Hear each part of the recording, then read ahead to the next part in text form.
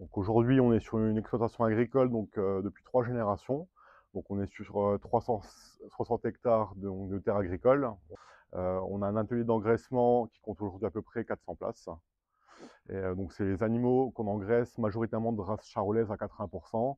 Et après, on a un peu de race aubrac, un peu de race limousine, un peu de rouge des prés pour diversifier un peu l'élevage.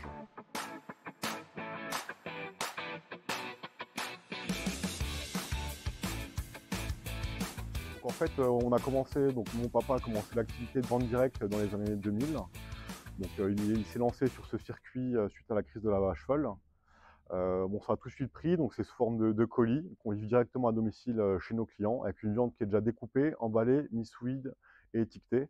Donc c'est une activité qui dure depuis l'année 2002 exactement, où on envoie des flyers, de la commercialisation pour promouvoir notre viande auprès des clients particuliers. Aujourd'hui, on a à peu près un fichier client qui contient 2500 personnes. En 2012, on a rencontré donc des personnes de chez Cora qui souhaitaient avoir un producteur local au niveau de leur magasin. Donc pour nous, ça ne nous posait aucun problème. Donc c'est à partir de ce moment-là qu'on a commencé à travailler avec les GMS, donc grandes et moyennes surfaces. Donc ça a commencé avec les enseignes Cora, puis a suivi diverses enseignes telles que Leclerc, Intermarché et Super U également.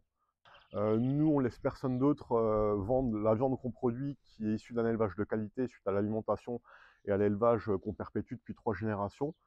Donc aujourd'hui, les prix, c'est nous qui les fixons. Donc on fait à la fin de l'année ou avec une bête ce qu'on arrive à sortir et donc ce qu'on arrive à gagner par rapport à la rémunération qu'on souhaite avoir avec mon frère. Donc là actuellement, on a 400 places d'engraissement sur l'exploitation avec, comme je vous ai précisé auparavant, 80% de race charolaise.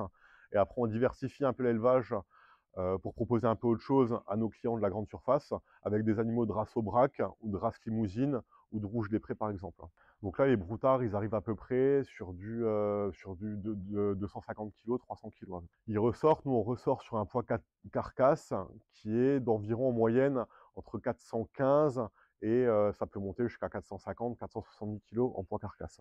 Au vu des diverses démarches qu'on a pu établir au cours de ces dernières années et d'une forte expansion qu'on a connue, là, on arrive à la limite, c'est-à-dire que tous les animaux produits sur la ferme sont tous vendus en vente directe à travers la vente aux particuliers avec les colis de viande qu'on livre à domicile, à travers les grandes surfaces, à travers les collèges et lycées, et également les références qu'on a développées pour le surgelé.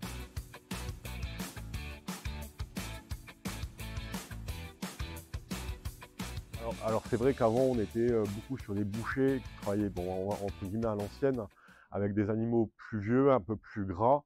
Après, on est quand même dans une région où le gras est quand même moins pratiqué ou moins préféré par la clientèle en globalité. C'est-à-dire que dans les grandes surfaces ou autres, les consommateurs vont chercher des morceaux sans trop de gras, plutôt que si on compare ça par exemple au sud-ouest de la France, où les gens vont peut-être privilégier une viande qui va être relativement plus grasse.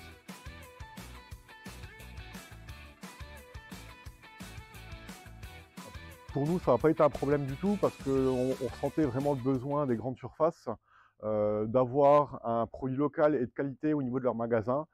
Donc en fait, c'était quelque chose de très positif pour nous et à la fois également pour eux.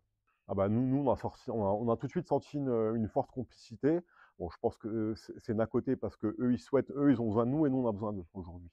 Donc ils ont vraiment senti un produit de qualité, une confiance.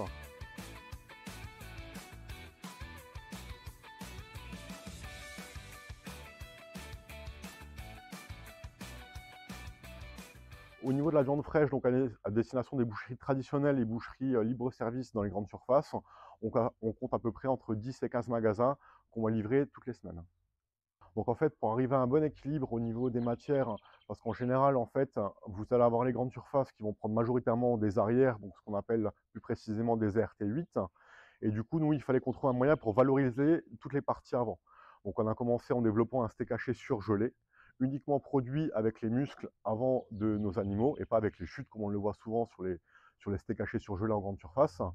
Donc ça nous a permis d'avoir un très bon équilibre entre les avant et les arrières et d'avoir également des bons rendements parce qu'après il y a quand même une valeur économique à concevoir là-dessus qui est un peu le nerf de la guerre aujourd'hui. À la suite du steak haché surgelé, Avec mon frère, nous avons donc démarché divers collèges, lycées et cuisines centrales de la région.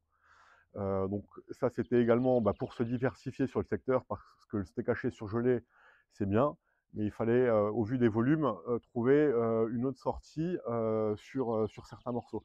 Donc aujourd'hui, on fournit également beaucoup de bourguignons et d'émincés dans la plupart des cuisines centrales du département. Ça, donc en faisant partir les arrières pour les grandes surfaces et en transformant tous les avants, donc soit en produits surgelés ou soit en émincés et bourguignons pour les collèges et lycées, on arrive vraiment à utiliser l'entièreté de l'animal et du coup avoir un bon équilibre sur toute la bête.